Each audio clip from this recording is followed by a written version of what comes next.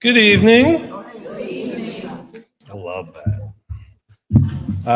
My name is Cleve Corner. I'm the manager of author and speaker engagement here at the Pratt. Thank you so much for coming out this evening.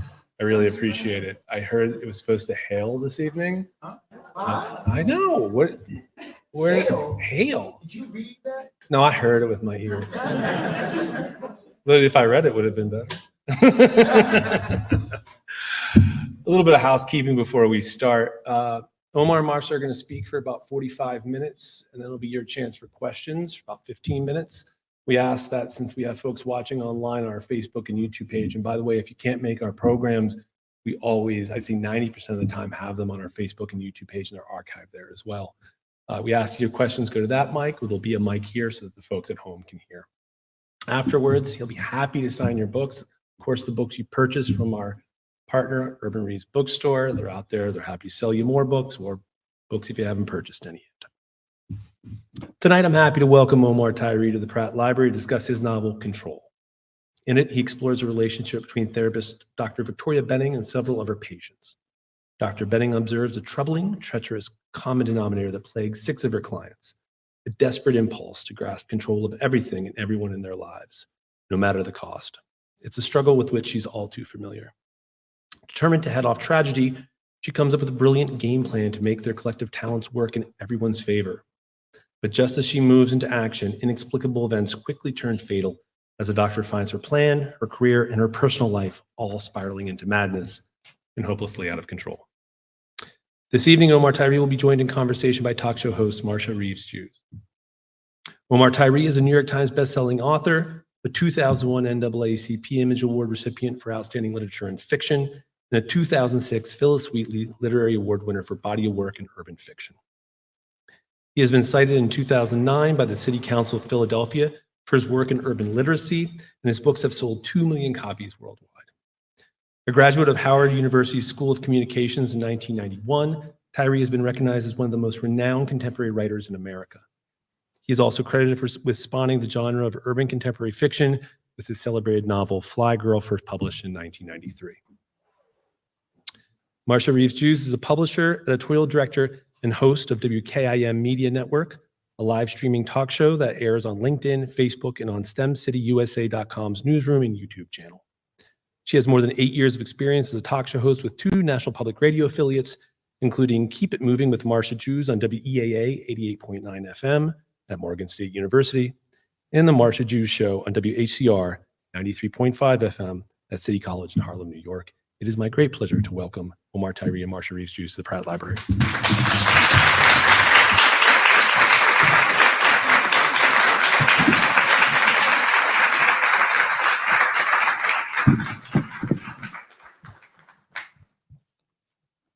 How you guys doing out there?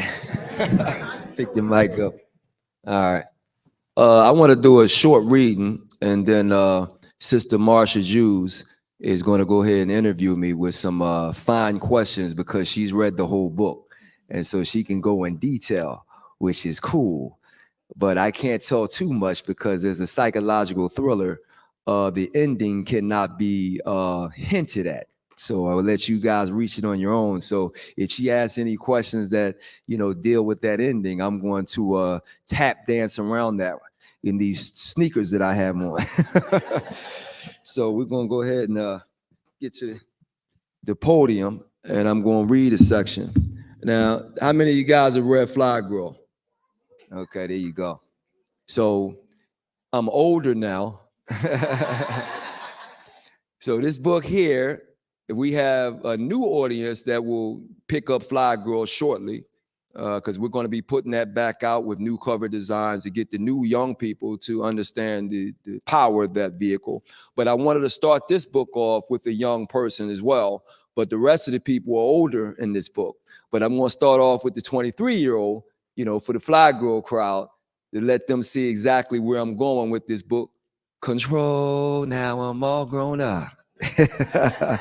So this first character of the 6, and of course we have a narrator that makes it 7.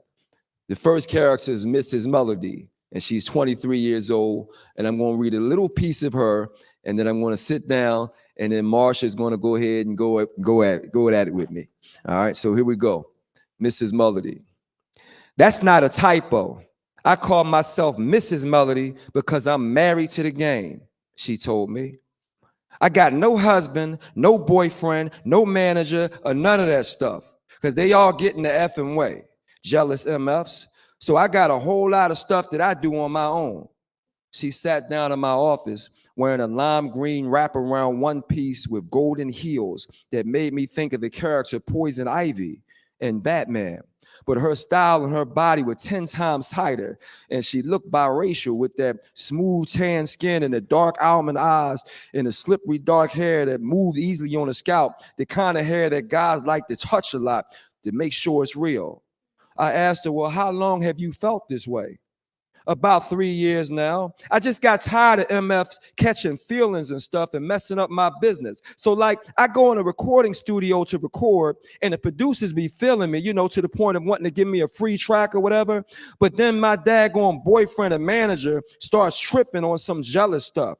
And they start pulling me aside like, I don't know, I don't like how he looking at you. We strictly here for business. And then the MF ends up charging us $1,000 for the track when I probably could have got it for free myself. But this is business, I reminded her. You're not getting my services for free.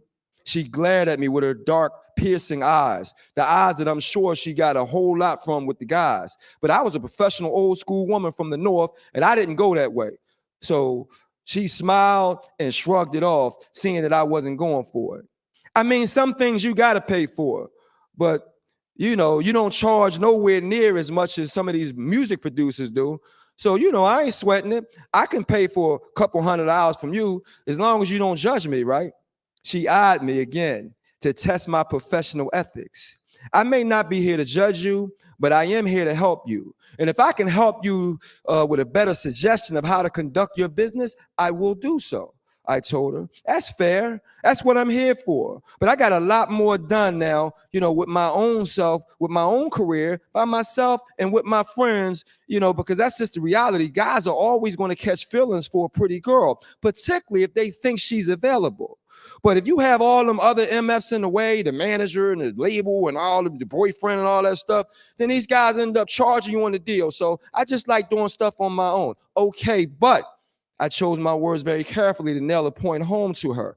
Business is still business. I mean, how would you feel if some good-looking guy wanted to get your restaurant cooking for free just because he looked good? She pierced me with her eyes again. I mean, that would be my choice. Or I could just tell the MF, you're going to pay for it. Or I could give it to him for free. But that's my choice. And if somebody else jumps in the way and it's not my choice, you know what I mean? Then I'll be mad at it. As long as it's my choice, as long as I'm in control of my own thing, then I'm okay with it. That's why I moved up here to Atlanta from Miami. I nodded to her, acknowledging her point. Okay, I get that. But, we all have to give up some control to people who can create better business decisions for us. Did you give up control of your stuff? She asked me. When I first started, yeah, I had to build up my client base and my reputation. Nobody's going to go to a girl fresh out of college and expect me to consult on them. But once you had your own clients, you did your own stuff, right? Cunning. She was a chess player looking for her chess mate. So I nodded to her behind my desk. Of course I did. We all want control once we know what we're doing. She grinned. Well, I know what I'm doing now. And I found out that guys are always looking for a hookup if they think they can get some. And it's like a trade-off. It never stops. And I'm talking about the 20-something-year-old guys to the 50s. I'm talking about they always want some of this bright stuff. You know this good stuff. And so now, if you don't know that, how to manipulate a man, then shame on you. I smiled even though I didn't want to. I was sending her the wrong message. So I quickly rebuked my smile and shot down her logic. That actually feeds right into the Neanderthal philosophy that boys will be boys, and it makes the situation worse for the next young girl who didn't know better. Now, we need to stop that and get men to behave themselves and not allow them to act out like that the way you would do that. She frowned immediately and said, please, you really think that women's lib stuff is going to stop guys from being guys? Music is the wrong industry for that, because you got guys that they can't keep their things in their pants, okay? And you got that from every different philosophy of business.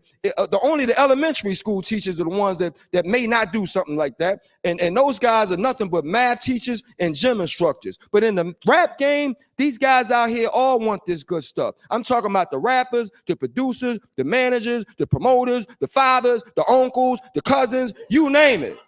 She continued and ran off all these guys with her fingers. And I failed to hold in my chuckle. This girl, Mrs. Melody, was raw with hers.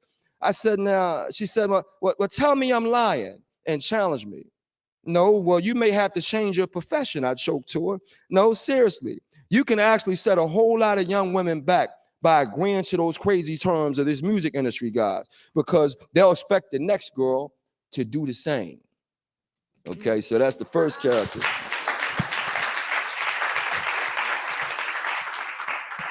And before Sister Marsha asked me the questions, I just want to run. It's 7 main characters. The psychologist is number 1. Her name is Dr. Victoria Benning. She's from Camden, New Jersey, and she's in her 40s. Okay, and then that first character, Mrs. Melody, is the youngest at 23. She moved up there to Atlanta, and they all in Atlanta, where they all think they're doing something there, So she moved up from Miami with a look, and she wanted to take control of her career. Then I have a director, and the director, he can't control, his fetish for beautiful young women who want to be in his movies. And that can get you in a whole lot of trouble if you can't control yourself. And then I have a third character who's a producer of music. And when you produce music, once you give it up to Beyonce, she's going to do what she wants to do with it. Right. And so what happens is now you don't control your music. And so you got some of these kids now that talk about the blood sacrifices and all that crazy stuff. And like, you're going to control with a blood sacrifice. I don't know if that stuff is true, but they talk about it, so we got it in there. Then we have white men who are losing a lot of control because black men are starting to make more money, women are starting to make more money, Hispanics are starting to make more money, and so they have to deal with their control issues, but they still want to control. So I have a hedge fund white male in there who has to figure out his control when he has what they call black guilt of all the things that happen to black people. Okay, so that's another control situation. Then I have a writer in there who's a screenplay writer who was successful early on, like John Singleton at 24 years old. When you blow out there 24 years old and you get certain power and certain control, now you get 30 something, you expect that. But what if you're not as successful at 30 something? And so now I got a guy in there who lost a whole lot of his power and control because he's not as successful as he was when he was young, and he can't handle that. So he's a frustrated control guy, right? And then I have a final character who, you know, sometimes when we don't control what we want to control, we can become delusional, where now we control nothing but ourselves and what we think we're doing. And so when I go down to Atlanta, they have a lot of people that I call slashers. You know, I'm a dancer, a model, an actress, a singer, a choreographer, but I work at the spa in the meantime. So they doing all the stuff that they want to do, and they'll tell you they're doing it, but they're really not doing all that stuff. So that's why I always go down to Atlanta and I always look at them, you know, sideways, like, so how many slashes do you have? You know, because me being from Philadelphia, we say exactly what we do. You being from Baltimore, you say exactly what you do. But when you go down to Atlanta, you got so many opportunities, you try to do a lot of other things that may not happen. And so I got all this stuff happening in Atlanta where they think they got more control than what they really had. And now we can give it up to Sister Marsha. Lord have mercy. So when I started reading the book, I was like, who's this brother? And it's real, though. Yeah. It's real. So let's start with the name of the book, Control. Right. And you started identifying, but how did the name come about? Something occurred that you have all these pages, right, and it's all about control. Right. Well, with titles, I like to keep titles simple because I'm a journalist by trade. And if you have a simple title, then it's easier to know what that book is about. Fly Girl is about a fly girl. Single mom is about a single mom. A do-right man is about a do-right man. Leslie is about Leslie. So control is about control issues. So I make it simple. So now what's this book about? Well, people that have control issues, you know, so I always keep things simple. And so that title there, you find out when you get older and you had a whole lot of power and you can do a whole lot of things. As a book writer, I can control everything. But once you come outside that book, humans have their own ideas about what they want to do and what they don't want to do. Even if it makes sense to you, if it don't make sense to them, they don't want to do it. And so now you're negotiating all the time. And so when you're used to having your way, you know, spoiled people, we don't like negotiating as much. We want to just have our way. But in real life, you're not always going to have your way. You have to negotiate. And so how do you respond when you can't have your way? And so every person in here, when they don't have their way, they respond in such a way. And so I want us to catch ourselves and understand what we're going through when we're trying to control something that we're not going to control. How do we handle that? And so that's what this book is all about, because America is the most controlling country in the world. And as soon as you give your daughter a cell phone at 8 years old, by the time she get to 12, she gonna control that cell phone. And now you got to take it away from her as a punishment. And so control is serious. And as soon as you give that child the control, they grow into it. So it's best but to try and, you know, save that for a minute. Otherwise, you know, they're gonna be control freaks bright and early, you know. Yeah, but that's the title. Ooh. And control is from the top to the bottom. Yeah. From east to west and north to south. And we think that we're doing something, but we ain't controlling nothing. Yeah. Yeah. For real. I've had to find out the hard way. That's why I'm writing a book about it. But that's important, and your books are important. Let's talk about all of the people that the characters in the book. Right. You had to sit down and define who these people were, why they were, Right. What brought them to that place? Let's talk about some of those characters and why they're so important and integral to the book. Right. Well, typically when I write a book, I come up with the topic first, and then I put characters in it that fit where I'm going with that topic.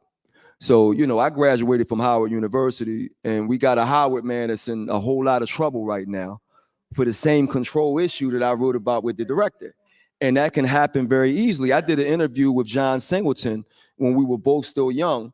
And, he gave me that whole breakdown of, yeah, Omar, I'm out here in LA, man. And, when I do movies, all the women come to me and say, John, what do I have to do to be in your movie? And with both of us being young guys, we understand, like, I came out of Howard, was like 8-1, 9-1, so, you understand that situation of having that type of leverage.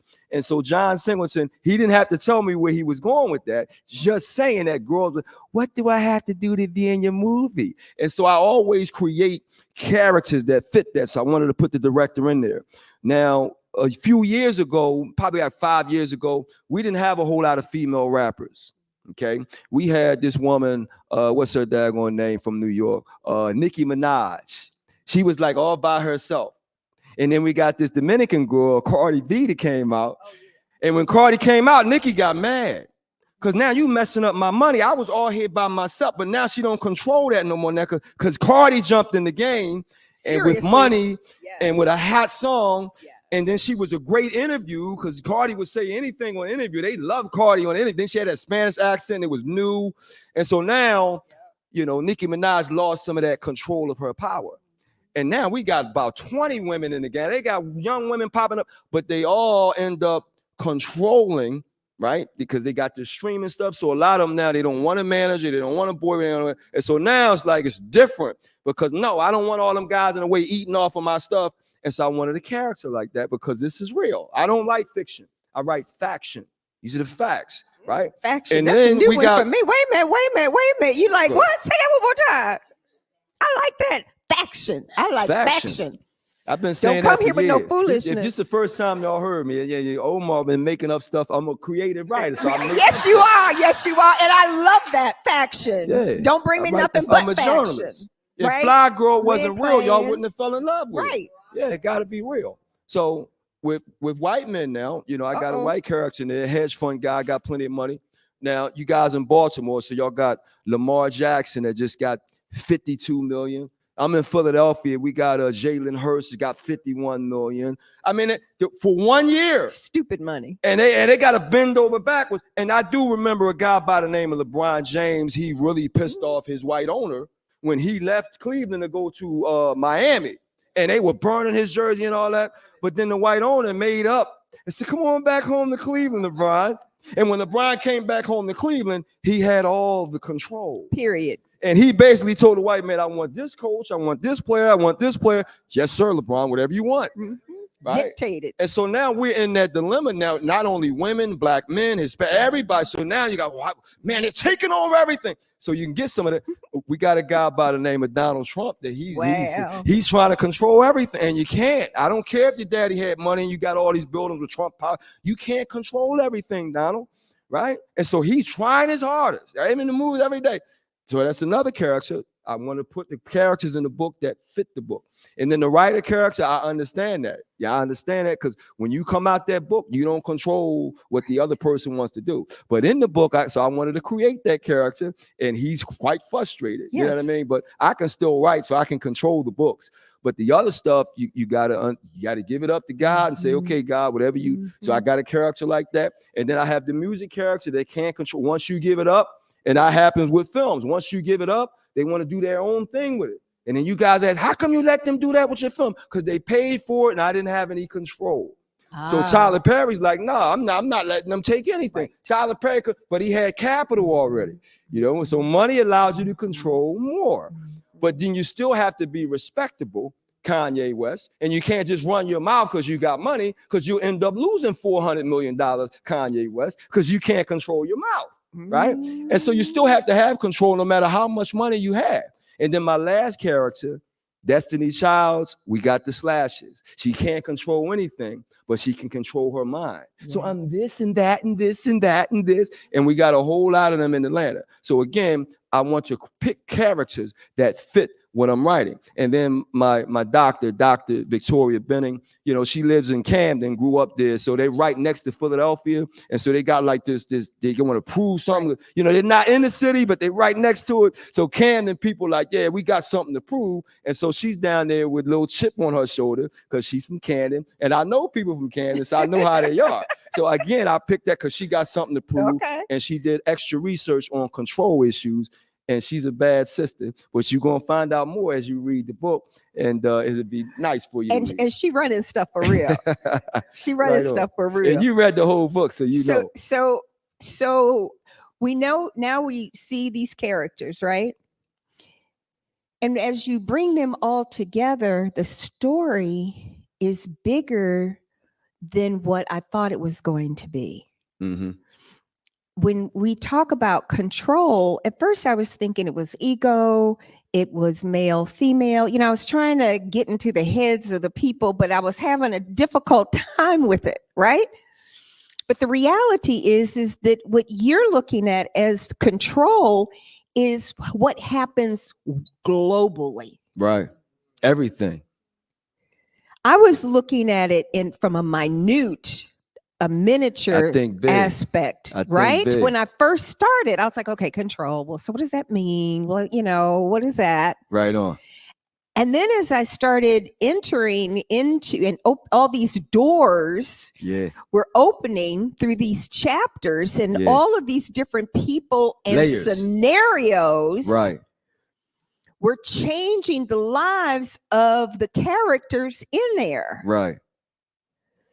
Let's talk about how you were able to literally create the characters, from how they think, what they do, who they respond to. You went through every single person and totally developed a human being. Right.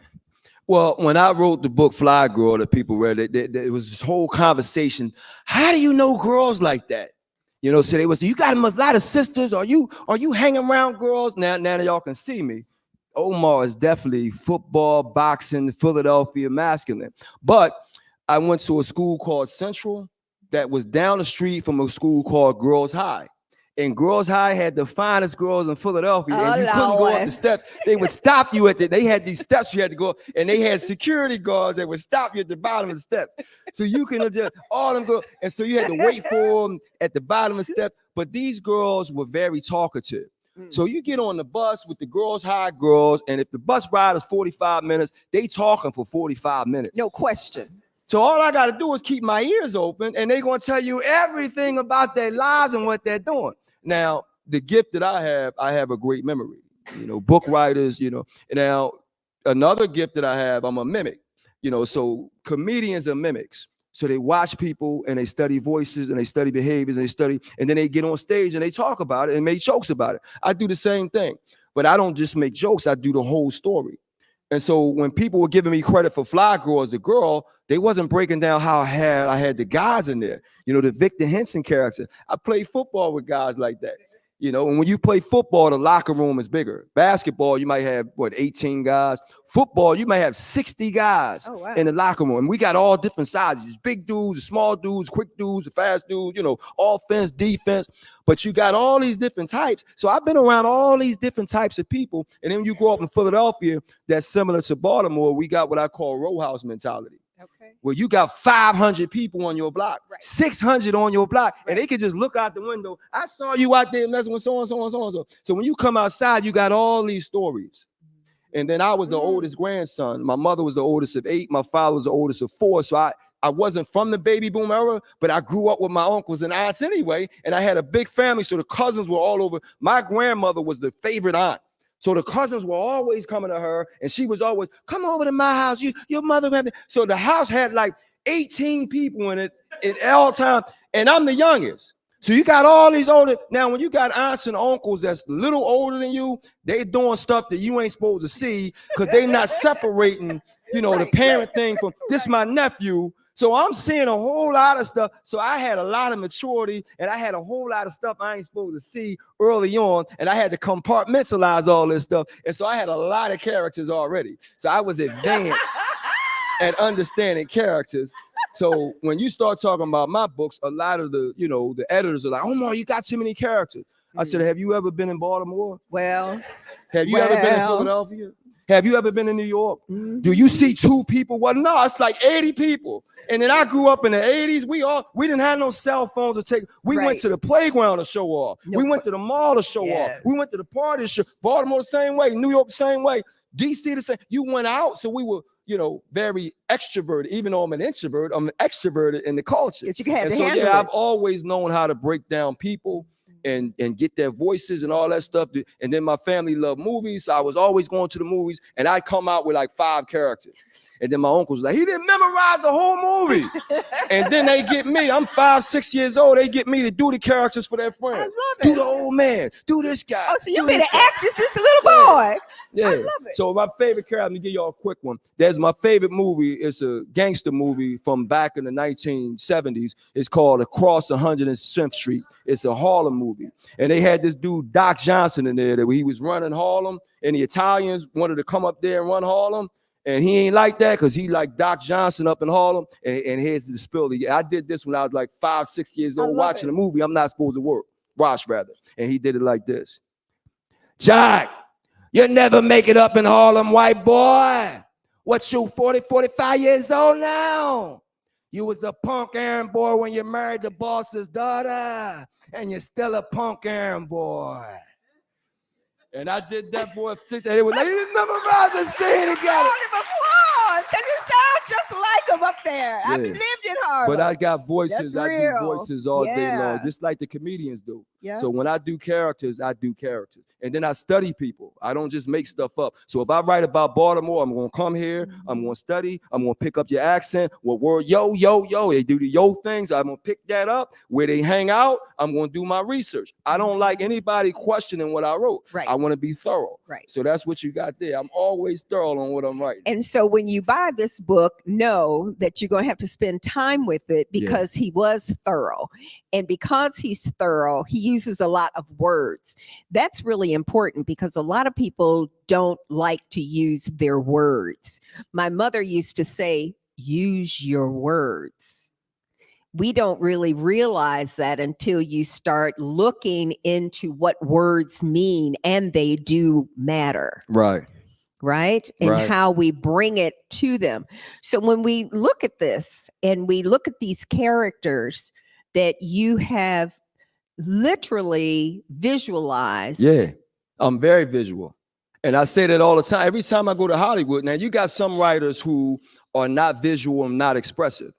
That's not the case with Philadelphians because that city is so hard and that we become, even I'm an introvert, but I'm very expressive. So when I have to express something, it comes out because that's the way Philadelphia is. It's a loud city, it's abrasive. So you got that Kevin Hart and you got that daggone Will Smith. Will Smith is doing a world tour now because that's how we want to go out there. So, I'm doing 40 cities with my book tour.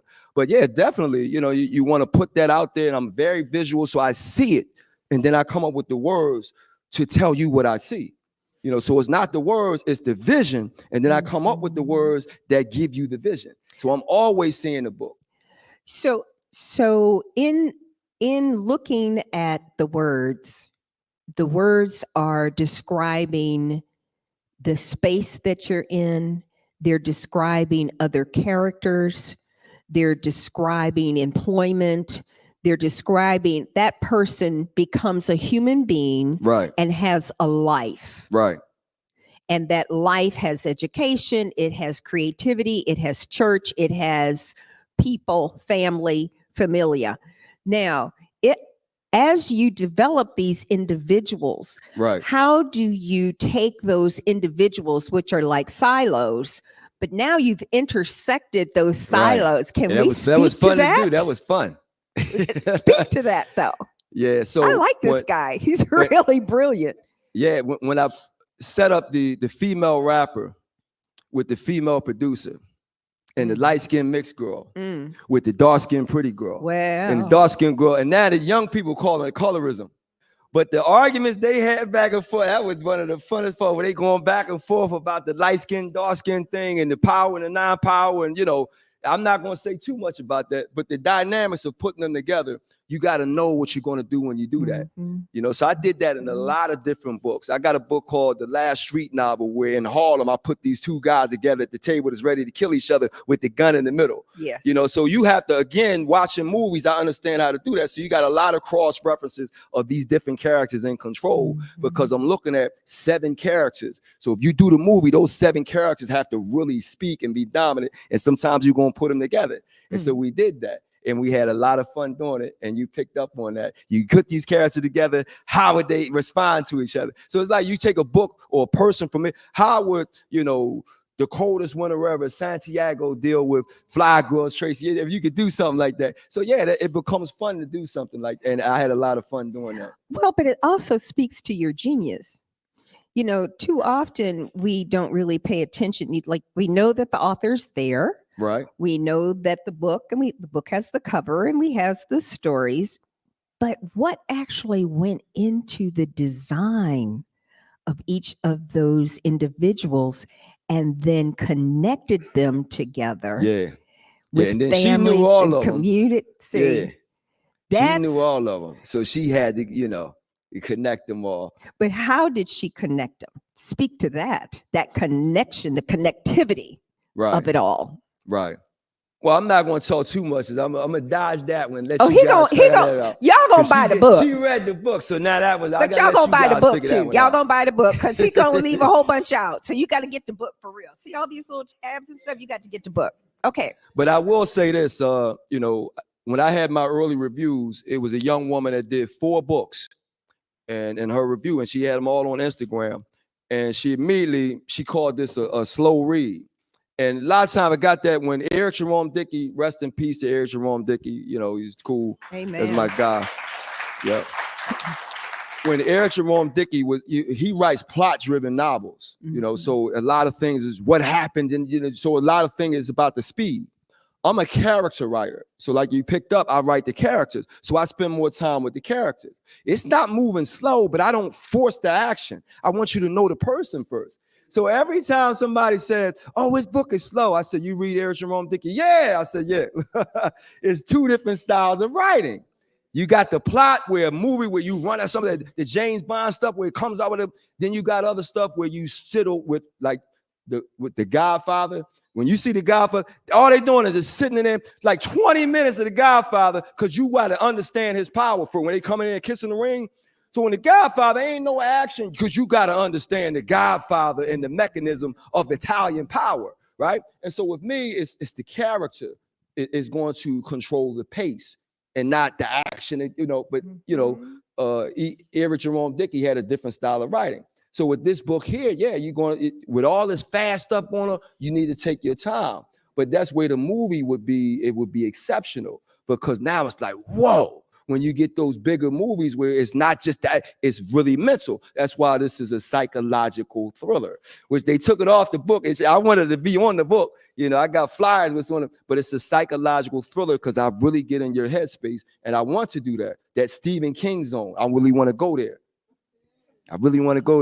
It's also psychological warfare going on. This stuff. No, seriously, when you look at all of the different characters in here, right? And you have literally birthed an individual, right?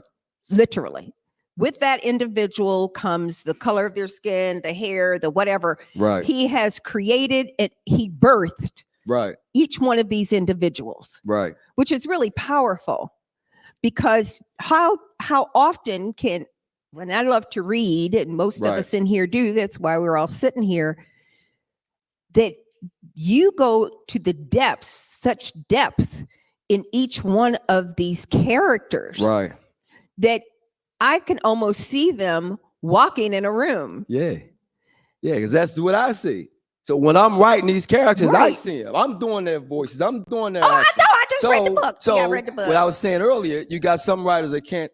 I'm a natural director. Yeah. Natural. Because I already see, no, don't do it that way. Do it this way. Do it that way. I see it already. But some people can't do that. So I get in trouble a lot, my control, when I get around people that think I'm just a writer. And I'm like, no, dude, I didn't grow up with books. I grew up with movies. I was a watcher. So it's always visual. Then I had to learn what's the word to explain what I'm watching. And that's where the skills became the writing. But I'm a visionary. So when you hear that word visionary, that's what I am. That's why I have so many different characters, so many books, so many things I want to do, but I don't control at the end of the day how many things I can get done. And that's where when you see somebody like Tyler Perry, you just look at that and say, wow, because he got the chance to do that. So Tyler Perry has been blessed to have the opportunity to do that. So I hope that you got the opportunity. You got your chance. Yeah. It's on its way. It's right around the corner. Just hold on a minute. That right there. But if I get my chance. You got your chance. It's already in motion. Right on. But there is something about you that's real deep. So I was sitting here watching him and his facial expressions and his body language as he starts to articulate the people, the experience, what's happening in the room. And it's almost like you've probably seen so this is Marsha, I can't help it. It's almost like one of those cartoons or one of those, remember they started doing all these folks from outer space and all those movies, right? These little outer space characters. And I just met this man today, y'all, so I don't even know him, but I can see him literally in his brain. You've seen the cartoons where outside of the people's head, they have an outline and it's all green and real bold colors. And somebody comes and they write the scripture on the thing you've seen those cartoons and stuff. That's what you do. Am I right or wrong? That's what you do. Yeah. You literally see it and you project it out into space. You literally are drawing the person, the color of the shirt, and just in how you articulate the words, not only in the book, but what you've been saying here. Right. But that's where I get into trouble. And then there's that. And I always got into trouble because if you put me in a group of 5 people, I'm in trouble. Why? Because I'm always thinking I've never been in a box. I was born outside the box. So every time a teacher tried to put me with a group of kids and I come up with the answer in 2 seconds, now the kids are mad at me, right? And so I had to explain all my life. God gave me the answer. But every time you put me in a group, I felt like I was being punished.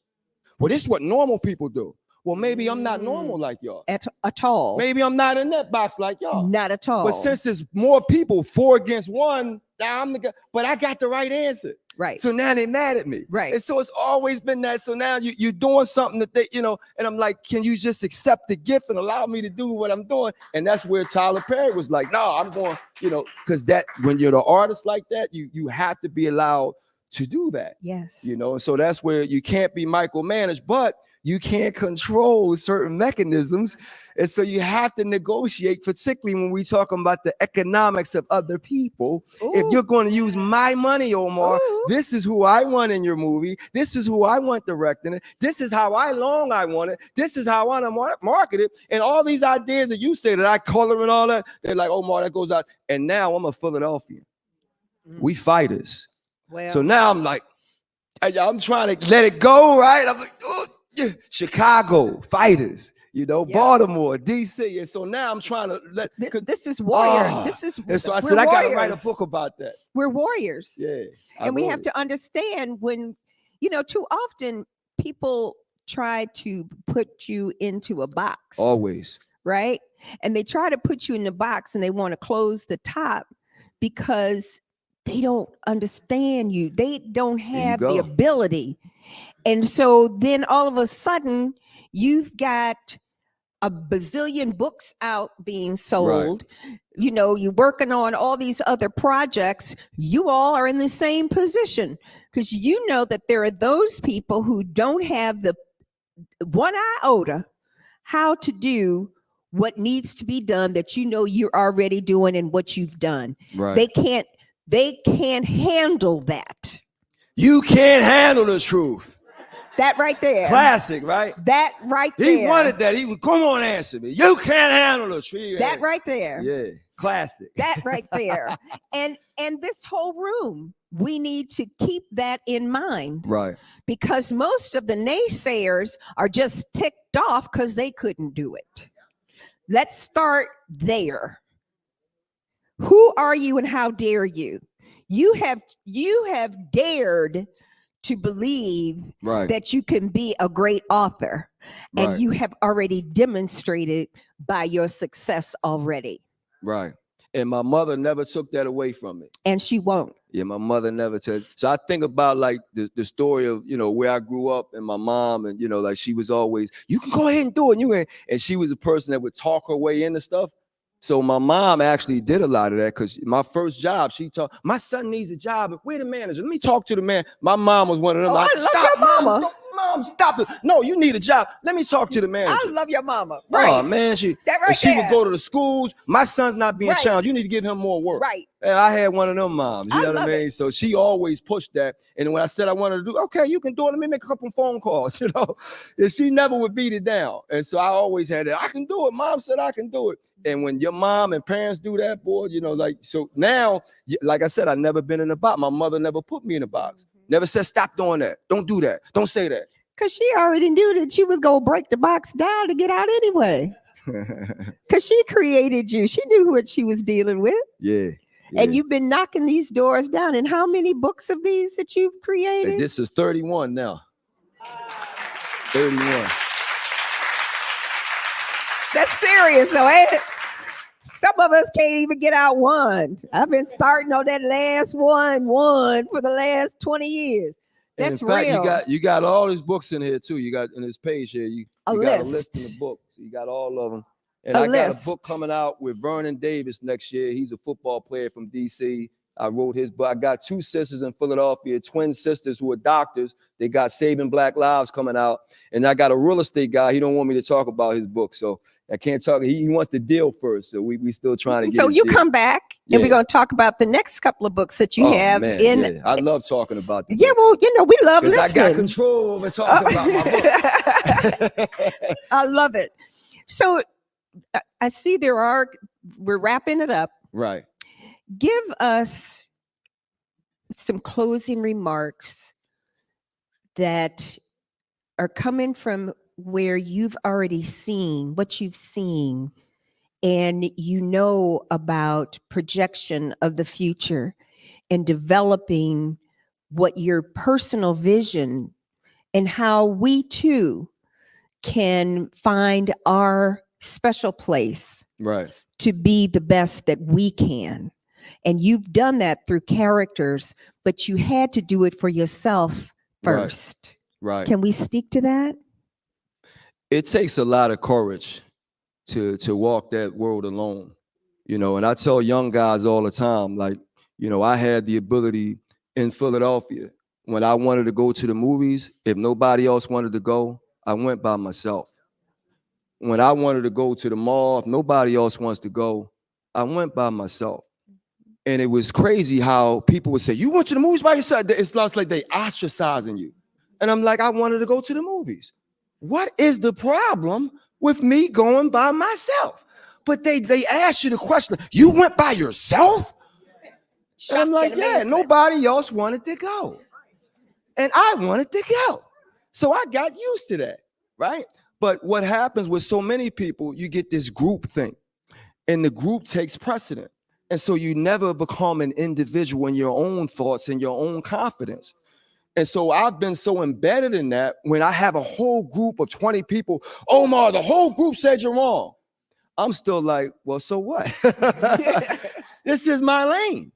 And so that's where I get it hurts now, because now you get older and you still have your own lane, but in the books, I'm special there. When you walk in the regular life, it's like, even with the stoplight, I'm like, at night, if nobody there, I'm like, they got the light for when there's people there. Right. When there's nobody here. Right. But that's what it's there for when it's traffic. Mm-hmm. but you're not supposed to think that way. Okay. But I'm thinking logically, that's why the writer's there for traffic. If there's nobody there at 2 o'clock in the morning, but you know, if they got cameras there, they're gonna catch you anyway. But that's the thing. Omar, you would do that if nobody's watching. They only have it set up because we got traffic. Period. Right. Okay. So that logic where I'm logical, where that don't, it's group thing. You know, where I'm going to pay attention to the rule and you end up breaking rules. But a lot of things that end up happening that are extra is breaking rules. Right. Doing something new, doing something different. I didn't know you could do that. So when I wrote Fly Girl with all the inner city slang, the contemporary slang, and they got it, wow, this sounds like us. It was so brand new that it shocked everyone. Right. And then everybody else started doing it. So Right. I have inspired like 200 young writers. I inspired 2 million young readers because they didn't know we could do that until Omar had the courage to do it anyway. Right. Somebody had to do it. Somebody gotta had do it. to So be we that. have to be That's exactly courageous right. enough to do it anyway. The explorer. Right on. All right. So I see that we're coming down to a close, and You know, people. the time for about 15 minutes of audience Questions. Right? Okay. So anybody have a question? Yeah, We've got microphones See, here. I scared people to doubt it. When Michael Bazin used to do events, he would have all kinds, because he would like leave a whole bunch of gaps and stuff to get people mad. He would do that on purpose. All right. Well, we got them now. Go ahead. Hi, good evening, Omar. Hi. Can you a little bit louder? Yes, Yeah. hi. I said good evening. I'm a graduate of Morgan State University. I know you went to Howard University. And so I wanted to know what was the influence of the HBCU on your writing? And the second question I have is, do you plan on doing an audiobook for Control? Okay, what was the first question? 'Cause I didn't hear you Oh, good. so from HBCU Right. and having that experience, how Right. does it help? How did that HBCU help you? Is Gotcha. that correct? Got you. All right. I went to the University of Pittsburgh first because I wanted to play football. And we had this whole idea that you can't play football from the HBCU. Now they've gotten better. They got the whole HBCU thing, basketball too. So I went to Pitt and, you know, I was playing football, but then we were complaining about what we didn't have as Black people and what they didn't do right and all that kind of stuff. So, you know, I went to HBCU. Howard was like, you know, the top thing, and it's Washington, D.C. So I'm like, I'm going to go to Howard. And then one of the big differences that I found is that when you're at an HBCU, you don't have friction as a leader. You can lead all the time. When you at Morgan State, Coppin State, you know, Bowie State, everybody's Black, so you get a chance to lead without being apologetic. Well, But when we were at University of Pittsburgh, well, you got to get along with white people. You got to get so every conversation was about getting along instead of being dominant and being the best as you can be. So when you go to Howard, now it ain't about getting along. It's about being the best. It's about competition. And so we come out of HBCUs with that leadership in us. And that's why a whole lot of leaders are still coming from the HBCUs. And I picked up a whole lot of new information when I went over to Howard versus University of Pittsburgh. But I have both of them. So again, I can talk about both of them. All so right. again, I have that wisdom and that knowledge to write books about both of them. So again, once again, I end up with more of a vision without being pigeonholed in one situation. I know what the white schools are like, and I know what the Black schools are like. well, And then that's you a had a whole second other. question. Well, we also have someone here. Yes, young lady. Hi, I don't have a question exactly. I just have a statement. I want to thank you for the character building that you do in your book, Mhm. because it allows me to be able to read the book all the way without having to go back and go, well, what did you say? What about her? I love the fact that by the time you leave that character, you really understand the ins and out of that character, and you're able to read the entire book. So I just wanted to thank you for that. Mm-hmm. Congratulations. Nice. Any other questions? Thank you. Oh, here's someone. My turn. Okay. Tarek Moore. Thank you, Brother Tyree, for showing out. Also for writing a new book. I grew up reading your books. Also, alumni of Morgan State University. There you go. Also from Camden, New Jersey. So my question is, I follow you on Instagram. So I know that you have a movie project coming out. So if you could tell us a little bit about that. Okay, again, you're gonna have to, because I can't hear it well. Well, he's interested in knowing about you doing a movie, and that you have a movie coming up, or there's some things, conversations about you creating a movie. One more time. So if I'm right, Yes. he is wondering whether or not you're going to create a movie Oh, create a movie. Okay. out of one of your books, Okay. particularly this one. Adaptations of the books. That's the question. Okay.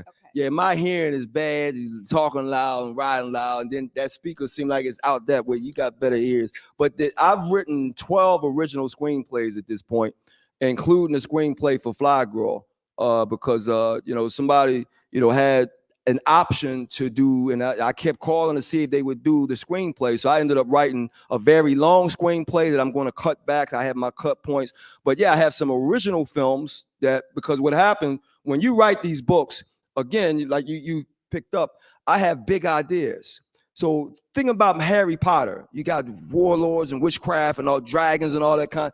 You can't shoot Harry Potter with $1 million. It's not going to happen. So once I understood, when you go to Hollywood, they start looking at how much everything costs. Then I was like, we don't write books thinking about the cost. We trying to write the best book. So then when you go to Hollywood and they start breaking down the cost, I'm like, look, dude, I wasn't thinking about how much it's going to cost, but this is what I wrote, right? Black Panther costs a lot of money to do, right? And so then I started downsizing some of the stuff I wrote as original screenplays. But then they didn't want that. You're like, no, Omar, these are small. We want the big ideas. Well, if you want the big ideas, you got to bring out the big check because it's going to cost a lot to, produce the big ideas. So I have some big time films and then small films. Octavia Butler wrote a book called Wild Seed. It's a very phenomenal science fiction book, like, the X-Men. That was going to, so I did a screenplay for that. It's like it's a big idea. And then I have a date movie called No, where a guy's trying to get a girl and she keeps saying no. So I get them to respect each other in that space with timing. That's a small movie, but it's a great movie, great dialogue, but it's just two people in a car driving around Charleston, South Carolina. But then people say, well, that's a small lot, but it's a great idea. It costs less money. So I started to understand quickly what cost a lot of money in the films and what costs less money in films. And so I have both of them, but of course they always want the big film without the capital. Of course. Right. But I've definitely done that. Okay. Any other questions? I think we have one more. Yep. Okay, we got one more question. Yes, And you got ma'am. to speak into that microphone. Yep. Omar's bad ears. Hey, Marsha. Oh, there you go. All right, How you thank doing, honey? Omar, one time you came to Baltimore and you did a book signing at this little tea house on 25th Street called Notre Maison. You were putting together a children's book with aliens. Did you ever finish that book? You asked the little girl who was in the establishment to help you come up with some ideas to illustrate the book. And I would like to know if you ever had an opportunity to finish that book. Did you hear what I said? He's trying to remember. Okay.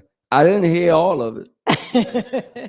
So I'm going to get Marsha. Okay, so you met him at a location in Baltimore.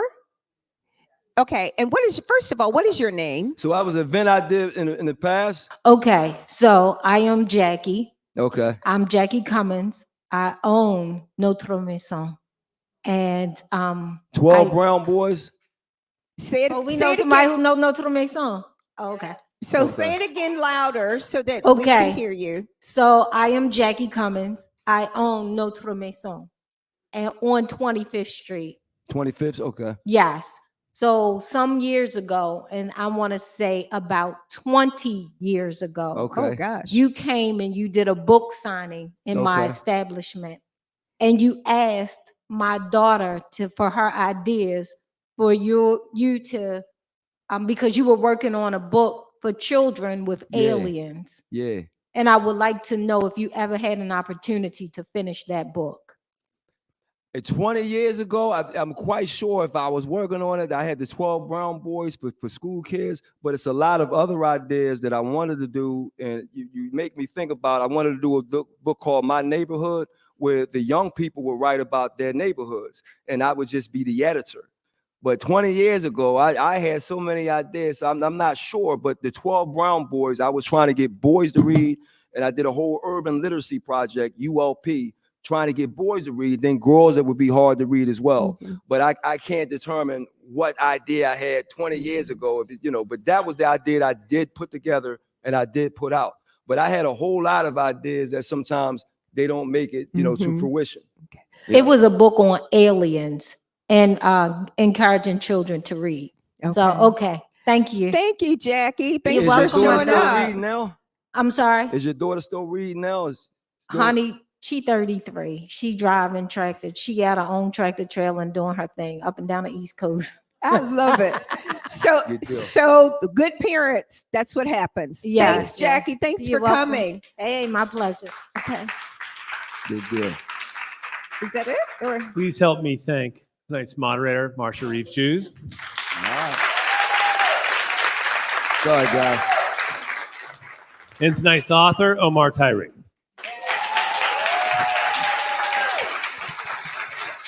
So we got to sign some books. Yeah, now Marsha made reference to you all purchasing the book, and I strongly echo that sentiment. Urban Reads Books is outside. They're happy to sell it to you.